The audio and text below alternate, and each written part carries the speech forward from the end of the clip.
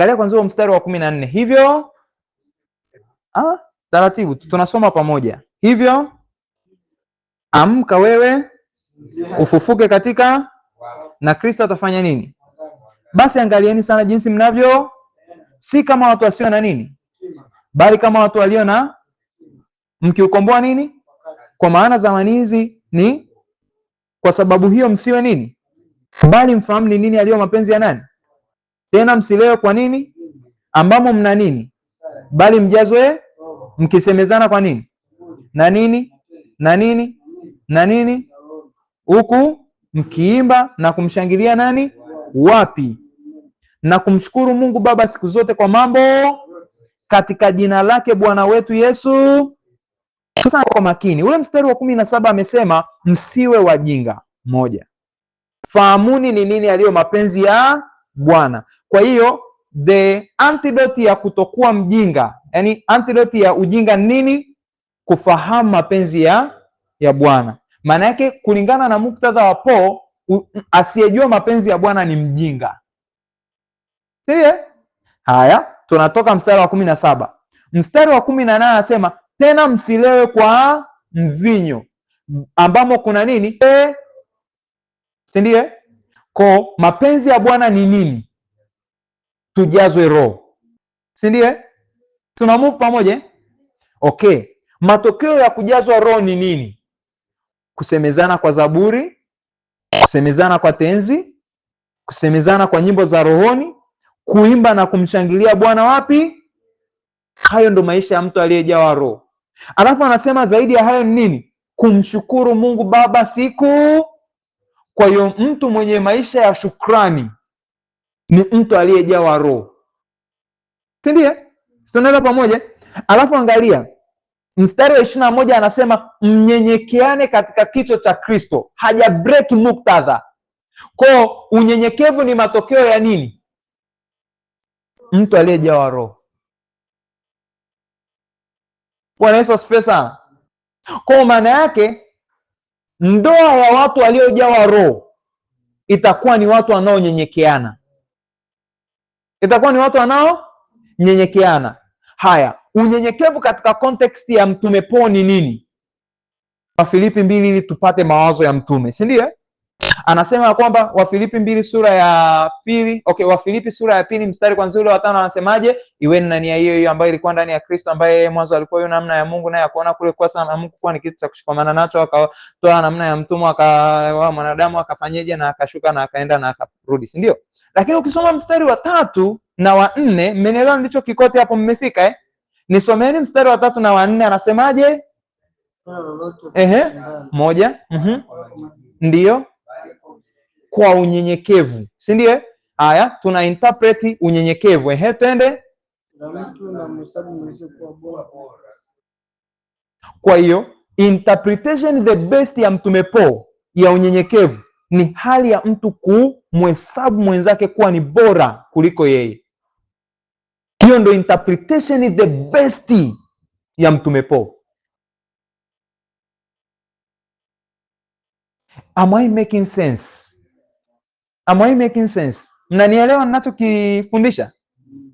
Kwa interpretation the best ya mtume Paul ya kutenda kwa unyenyekevu au kuenenda kwa unyenyekevu ni pale ambapo ninamuona Eligiva ni bora kuliko mimi. Ninatanguliza mambo ya Eligiva kabla ya mambo yangu.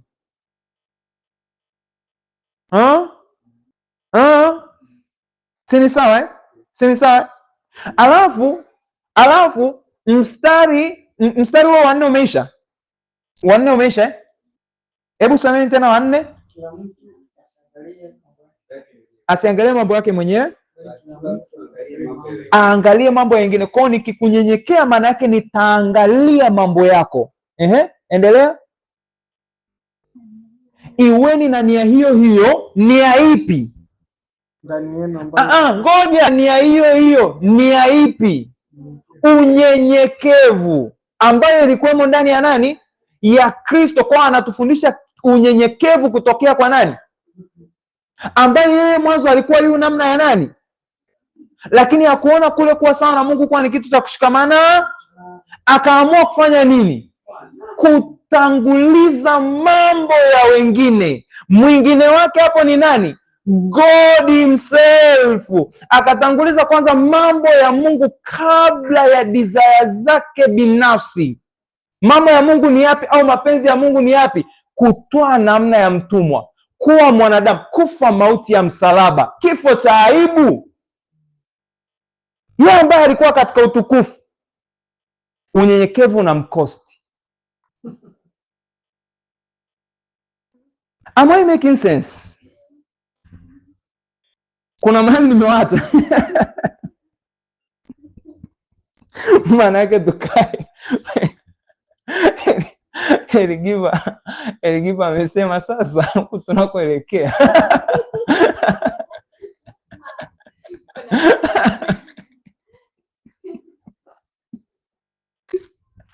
Bwana asifiwe sana.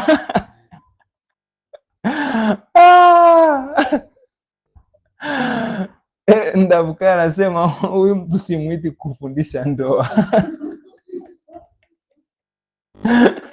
Bwana asifiwe sana. Jamani, unyenyekevu ni terminology nyepesi sana, lakini ni terminology ambayo imecarry the highest sacrifice. Yaani unyenyekevu ni kujitoa sadaka. Bwana asifiwe sana.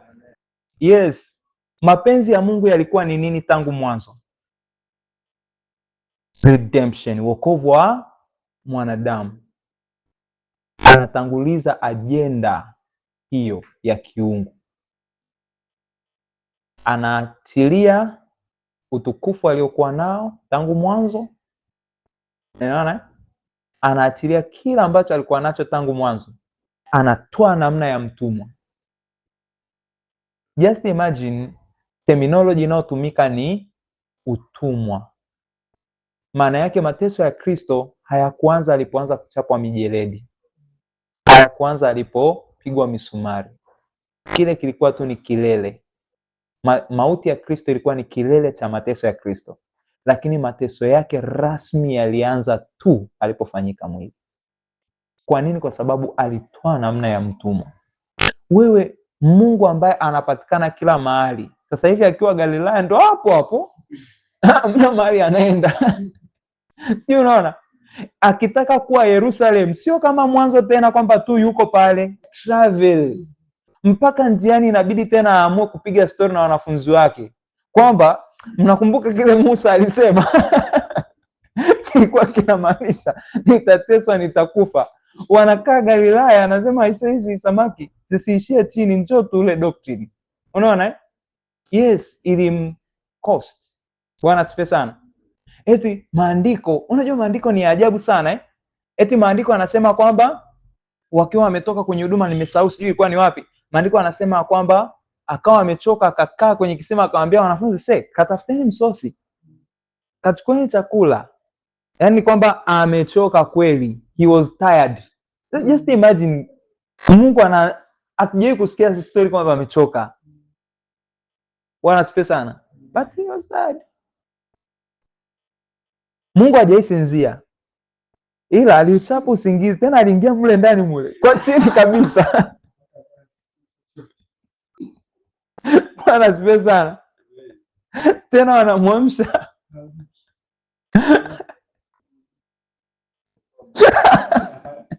kama Jerry.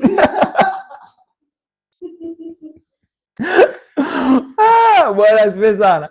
Naeleza katika namna ya utani, ila ni ili mniweze kuniketi vizuri. Bwana asifiwe sana. Kwa akatoa namna ya nini? Ya mtumwa, akawa na umbile la kibinadamu na akakubali mateso, hata mateso ya msalaba. Kwa hiyo Mungu akamtukuza mno, akamkirimia jina lipitalo kila jina. Kitabu cha Mithali kinasemaje? Kitabu cha Mithali kinasemaje? Kila ajikwezaye atashushwa na kila anayejishusha atafanyeje? Yes, maandiko anasemaje? Anasema kwamba Mungu wainua wanyenyekevu, huwapa neema wanyenyekevu. Huwapinga wenye kiburi, huwapa neema wanyenyekevu. Maana yake kulingana na ukweli wa maandiko, unyenyekevu una reward. Kwa Kristo kwa ajili ya unyenyekevu, he was rewarded. Je, maandiko yametimizwa? Yametimizwa? Yametimizwa? Kristo akawa rewarded. Maandiko anasema Mungu akamtukuza mno, akamkirimia jina lipitalo kila jina. What a reward! Haleluya! What a reward! Anaachivu hayo jamani, hayakuwa kwa ajili yake, ilikuwa kwa kutimiza kusudi na mapenzi ya nani? Ya Mungu. Haleluya! Tumeenda sawasawa wapenzi? Kwa maana yake tutaelewa dhana ya unyenyekevu kutokea kwenye understanding hiyo, ndio sasa important. Sasa kuna agizo la kunyenyekeana, mwanaume amnyenyekee mwanamke, mwanamke amnyenyekee mwanaume. Lakini Mtume Paulo anaonyesha pia kuna necessity zaidi. Maana yake mwanamke anapokea agizo special ndani ya ndoa la kumnyenyekea mwanaume. Yaani ulishaona mnaambiwa jamani, msile miwa pale, ile miwa msiguse. Alafu unasikia kipekee kwenye lile kundi la watu 10, Eligiva, umenisikia?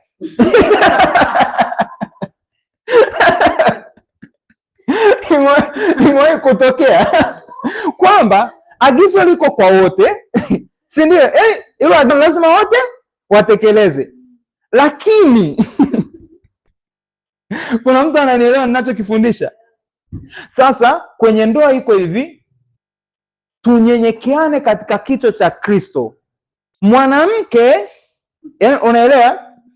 Angalia agizo la Kristo. Paulo hayuko pasho, sawa? Agizo la Kristo mfanyeje? Tupendane. Lakini mwanaume, can you see? Kwa ni maagizo ya pamoja, lakini ndani ya ndoa yana uspesho.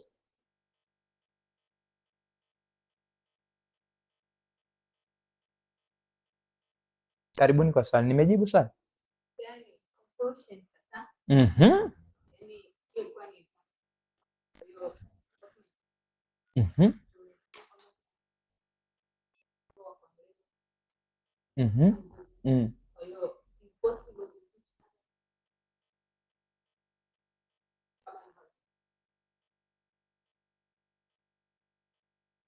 Mhm. Mhm. Yani, the major topic of the scripture is Christ. Hiyo unaona? Maana yake vitu vingine vyote ni subtitle. Kwa mfano, mtu anayefundisha maisha ya ndoa ni sawasawa na mtu akasema mwenendo wa mwamini ndani ya ndoa. Sawa? Unaona? Kwa the matter haiko kwenye title. Mtu anaweza akaname title kama anavyotaka, ndio? Lakini the essence iko katika namna gani unavyoyaeleza maandiko. Je, una exegesesua au una exegesesua, si ndio? Kwa maana kuna mtu, si ndio? Sasa hapo, si ndio? Unakuta ninataka nafundisha ndoa, si ndio? Lakini sasa nina mchumba wangu ndo kakaa pale. Sasa inabidi huyu mchumba aache kiburi anisikilize. Yaani unaelewa sijui? Inabidi aache kiburi afanyeje? Anisikilize. Kwa hiyo sasa, yaani kila mstari utahusu kuacha kiburi na kumsikiliza mume. Kuacha kiburi, kumsikiliza mume. Unaona? Ni tofauti kabisa na mtu ambaye, kwa mfano, si ndio? Tumefikaje kuulizana maswali ya ndoa? Tumefikaje?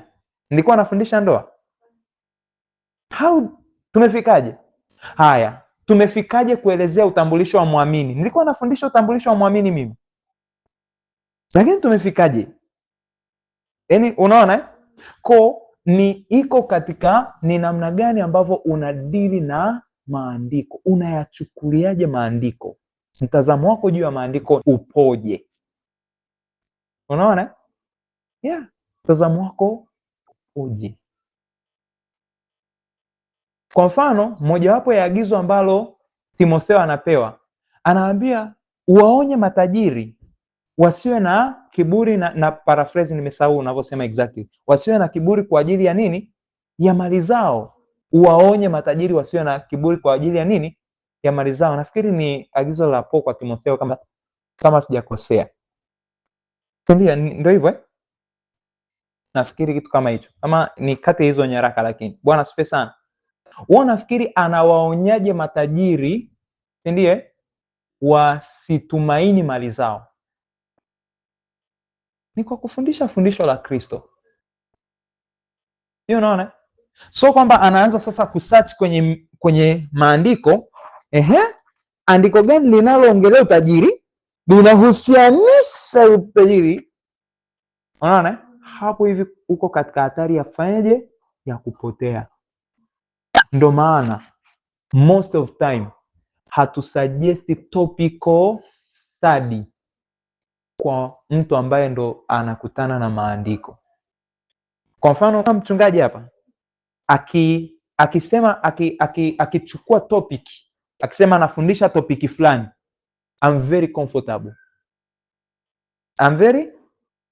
Kwa nini? Kwa sababu amejizoeza kutafsiri maandiko ndani ya muktadha. Hata lazimisha andiko lisilo la muktadha huo, lisilo la maana hiyo, kuzungumza kitu anachojisikia kukizungumzia.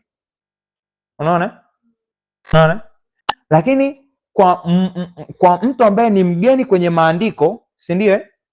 Utakuta anataka kufundisha topiki nzuri tu kwamba Yesu ni shujaa wetu, si ndio? Ni topiki nzuri, lakini utakuta ana force maandiko kutoka kwenye muktadha wake. Unaona? Kwa hapo ndo problem inakoanzia. Bwana asifiwe. Yes. Ndo maana kwa mfano ukiisha mfano Mwalimu Kevin kufundisha mfano kuhusiana na ndoa, unaweza ukashangazwa sana. Kwa nini? Namna atakavyoanza. Unaweza ukasema huyu hakuja kufundisha nani? Mnakumbuka nilikaribishwa kufundisha integrity.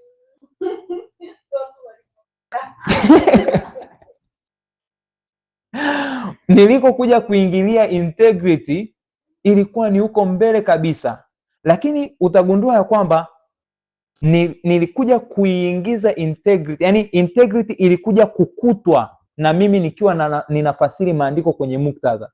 Yani mimi ndo niliikuta integrity kwenye mafafanuzi, yani sikwenda na integrity, niliikuta integrity. Hiyo unaona? Kwa hiyo kama hivyo nitakuwa nimejibu swali lako. Thank you. Karibu.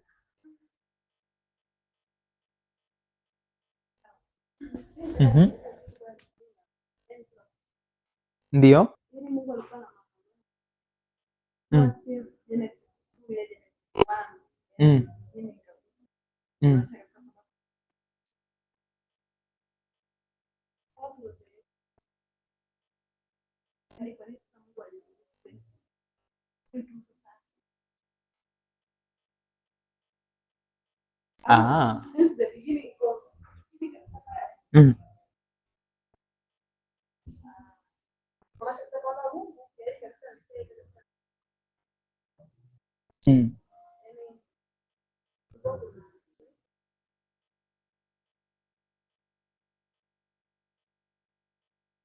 Okay. Kwa mfano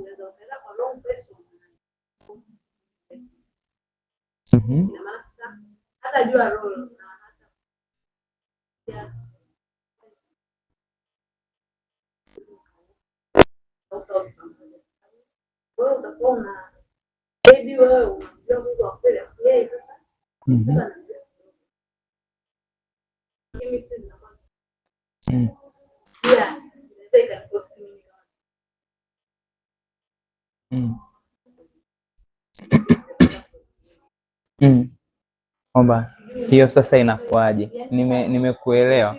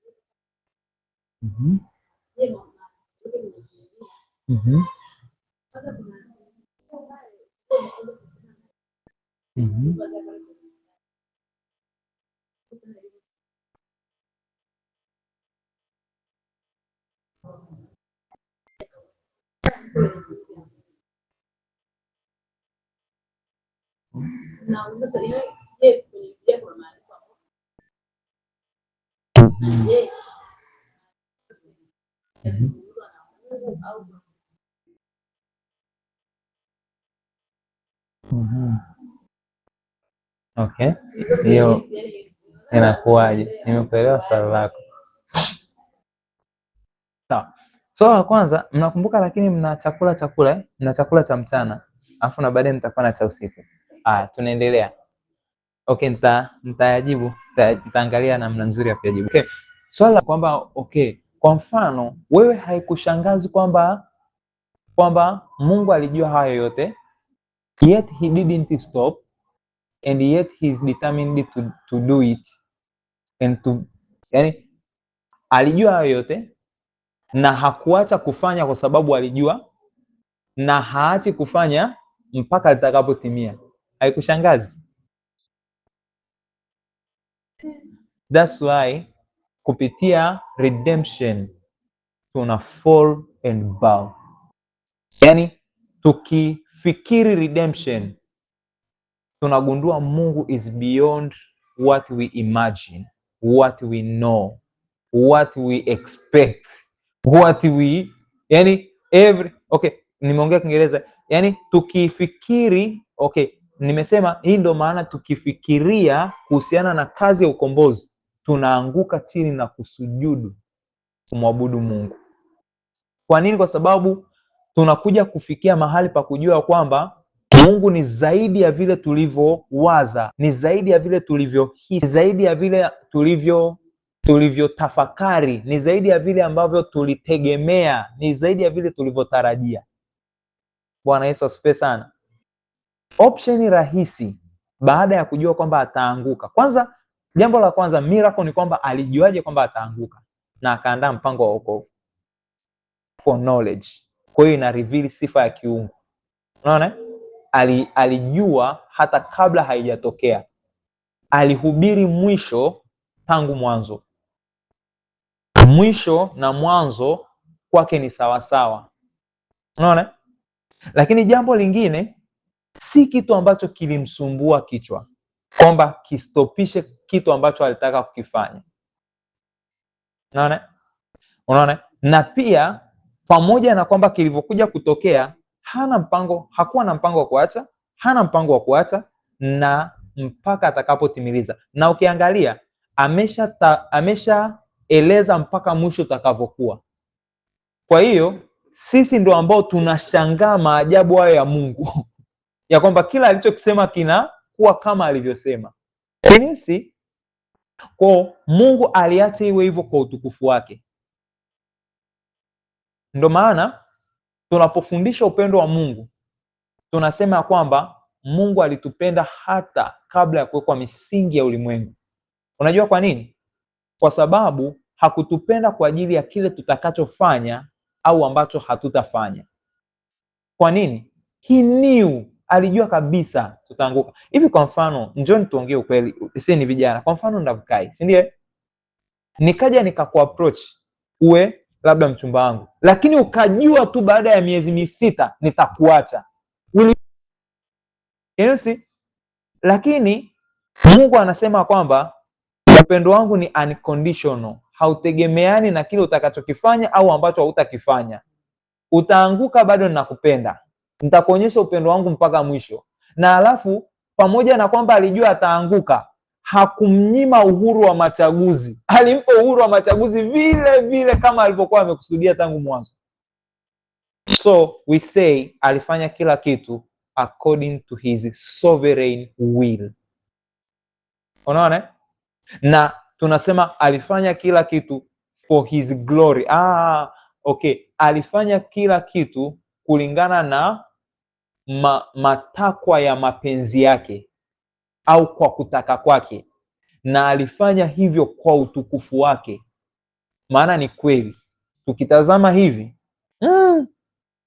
unaona, kwa tunasiweze kufikia mwisho wa kudescribe kwa nini alijua na yet bado tunaishia kusema kwamba is love, upendo wake, utukufu wake, uweza wake na nini. Unaona? Kwa mfano, Mungu wakati anamwambia Abraham, uzao wako utakaa utumwani kwa miaka 400 na baada ya hapo nitauleta hapa. Wewe unafikiri Mungu hakujua kwamba Farao atakuwa na moyo mgumu na alimwacha aingie kwenye kiti cha enzi? Unaona? Sasa ile interpretation yake, kwa akamwacha aingie kwenye kiti cha enzi cha Misri. Unaona? Na wakati ambapo anamtuma Musa, anamwambia kabisa kwamba najua atakataa ila nenda. Kama unajua sasa kwa nini niende? Unajua Musa naye alikuwa ni mnyenyekevu wa kipekee. Reasoning ya kawaida kwamba kwamba hatafanya. La mwisho tuanze nalo hapa, tuwahi sisi. Si unaelewa eh? Tuokoe muda. Unaona? Lakini Mungu anataka kudhihirisha uweza wake kwa ulimwengu, ili ulimwengu upate kujua kwamba yuko Mungu mmoja tu anayestahili kuabudiwa, ili ulimwengu wote upige magoti usujudu. Na utagundua kitu alichokifanya Mungu kilikuwa ni cross cutting issue kwenye ulimwengu mzima. Wakati ule ilikuwa ni suala ambalo ulimwengu mzima ulikuwa na staajabu na kuogopa. Ni kwa ajili ya ugumu wa mioyo yao, hawakutaka kujisubmiti kwa Mungu. Unaona? Yaani ya kwamba ni kweli tunajua na tunaogopa, lakini hatutaki, tumeamua. Unaona? Kwa sababu umewahi kusoma kisa cha Yona? Wale watu wanamuuliza, wewe ni mtu yupi? Wewe ni wa kabila gani? Umetokea wapi? Kazi yako ni nini? Anaanza kwa kujitambulisha, anasema mimi ni Mwebrania. Changamoto inaanzia hapo. Na muabudu, hebu tusome ile description. Msisahau mna chakula mna chakula cha mchana alafu sio cha jioni.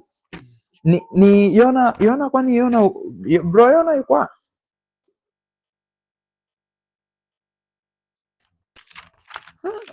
mbona kama anajificha katikati ya watumishi wengine?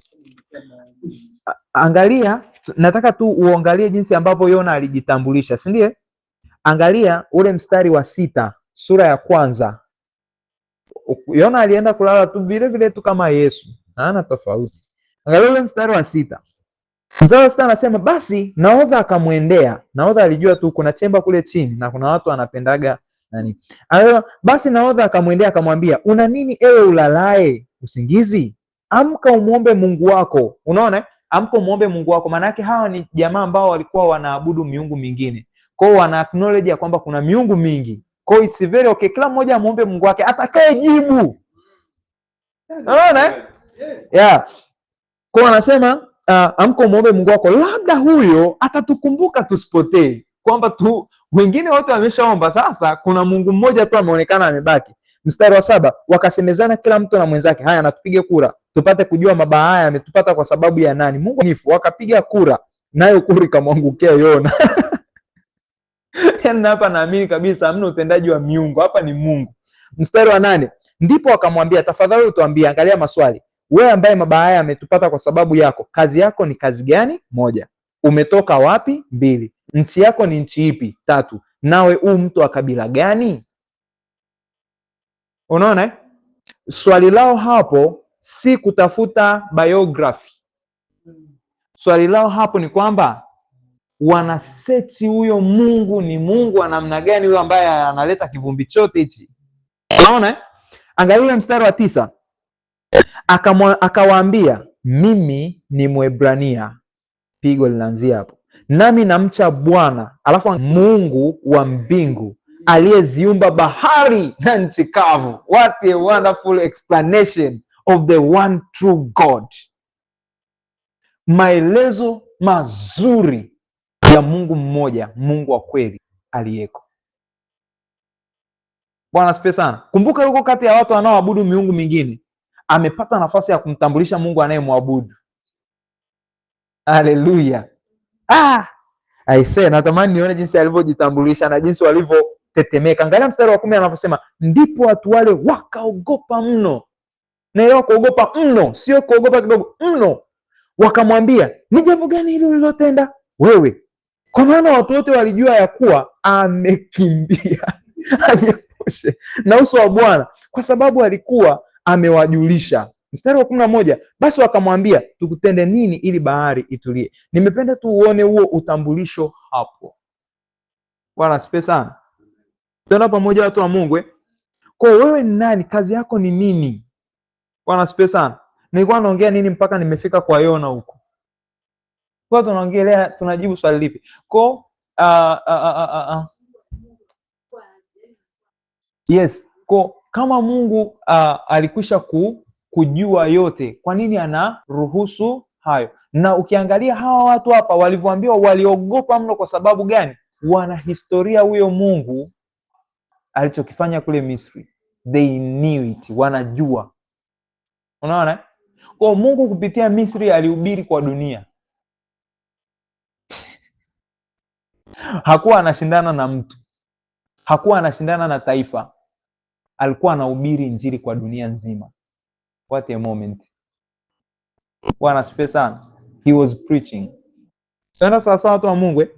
Yes. Kwa hiyo tunasema, tunaishia kusema kwamba aliacha kwa utukufu wake na alifanya yote kwa shauri la mapenzi yake. Haya, swali lingine ni kwamba sasa kuhusiana na swala zima la kuoa au kuolewa. Kwanza taifa la Israeli lenyewe tu linaambiwa kwamba usioe mtu wa taifa lingine.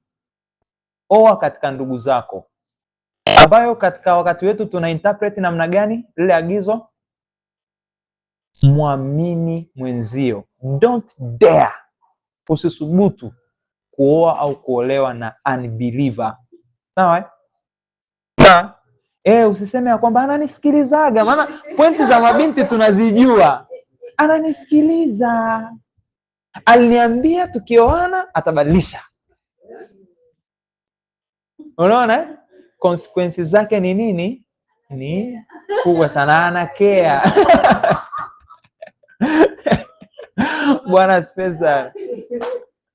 Kwa hiyo lile agizo ambalo Mungu aliwapa wana wa Israeli ni agizo ambalo mpaka leo linaishi. Jamani, oa, olewa na muamini. Sawa? Usitaki hizo consequences zikukute. Lakini pia jambo lingine sio tu uishie hapo. Si ndio? Maana kuna waamini vimeo. Nikisema waamini vimeo maanisha kwamba ni waamini, si ndio? Lakini hawana habari na masuala ya ufalme wa Mungu. Yaani wameokoka, wanasema kwamba tukutane mbinguni, ngoja kwanza tuchangamke na mambo ya ulimwengu huu. Unaona? Nazungumzia ya kwamba hawajajisubmit, hawajajitiisha chini ya ile elimu ya Kristo Yesu. Mtu yoyote akijitiisha chini ya elimu ya Kristo Yesu utamkuta kwenye utumishi. Yaani unaona matokeo ya mimi kukufundisha hapa hivi. Automatically sina haja ya kukuambia kwamba kahubiri. Ukikaa kwenye hili fundisho ukakaa kweli, product ni kujikuta ukifanya utumishi. Hiyo unaona? Yes. Kwa maana yake unatakiwa Mungu ujisubmit katika maongozi ya Roho, si ndio? Kukutana au kumingo na mtu ambaye amejitiisha katika elimu ya Kristo sana. Yes, ndio maana hapo kwenye Waefeso utagundua kuna utofauti. Kwenye Waefeso amesema wanawake na wawatii waume zao katika kila jambo, si ndio? Kwa maana anajua anazungumzia wanaume ambao, yaani anazungumzia ndoa ya watu ambao wameokoka, believers. Hiyo unaona? Lakini kule kwa Wakorintho utakuta andiko kidogo kuna namna limewekwa, si ndio? Asemi wanawake wawatii waume zao katika kila jambo, anasema wanawake na wawatii waume zao katika Bwana. Maana yake mfano sasa, hiyo anazungumza kwa sababu kuna watu waliamini, si ndio? Lakini walikuwa ni ndoa za kipagani, mmoja ameamini sasa, si ndio? Maagizo yanabadilika? Hapana, kuna mtii, lakini katika nani? Katika Bwana. Unaona? Maana yake isitoke katika scope ya mapenzi ya Mungu. Sasa isitoke katika scope ya mapenzi ya Mungu. Na kwa nini aliwaambia wasiachane? Kwa sababu utajuaje kwamba atavutwa kwa mwenendo wako? Unaona? Sasa hiyo ni very tricky, mtu wa Mungu. Maana yake ni kwamba, si ndiye? Maana yake ni kwamba kuna kipengele kinachoitwa uvumilivu hapo katikati. Sio, unaelewa? Kwamba utapitia mengi ndugu, lakini unavumilia katika Bwana, huku ukiomba kwamba yamkini siku moja akavutwa kwa ule mwenendo.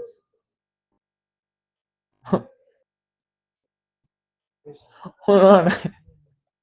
Ni ngumu, ni very challenging. Sasa mmenipata? Lakini lakini kwa ninyi ambao still bado hamjaoa, hamjaolewa, Mungu akuongoze kwa Roho wake Mtakatifu kumingo na mtu ambaye ameokoka, moja, na pili amejisubmit, amejitiisha chini ya elimu ya Yesu Kristo.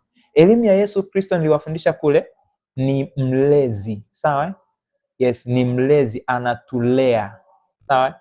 Anatuchasten. Unafahamu kuchasten? Anakudiscipline ili uweze kufanyeje? Anakuchukulia hatua za kinidhamu kuhakikisha kwamba unakuwa na mwenendo ulio sawa. Kwa hiyo kuna uzuri au kuna wepesi ambao utapata ukimingo na mtu ambaye amejisubmit katika elimu ya Kristo, kwa sababu unajua kabisa ya kwamba kama ameamua kujitoa kwenye neno, maana yake neno lita transform maisha yake. Sio, unaona? Na hautakutana na mtu mkamilifu, sawa? Kila mtu ana mapungufu yake. Ndio maana pointi yangu inasema kwamba mtu ambaye amejitiisha chini ya elimu ya Kristo, maana yake tunatumaini ya kwamba huyu mtu katika muendelezo huo atafanyeje? Atakuwa transformed, si ndio? Maana yake tabia ambayo ninaiona leo, kesho sintaiona, au kesho kutwa sintaiona, au mwakani sintaiona, au baada ya miaka miwili sintaiona. Hapo tuko sawa? Pointi ya swali la tatu ilikuwa linasema kwamba nini? Utajuaje? Kwa sababu utajuaje actually kwamba kwenye Biblia, je, kuna maneno ya watu na maneno na maneno. Nafikiri tulisoma hivi. okay, ambaye nilikuwa namfundisha, okay sawa, ni mwingine. Sawa, ni wa pale pale Kampala lakini mwingine.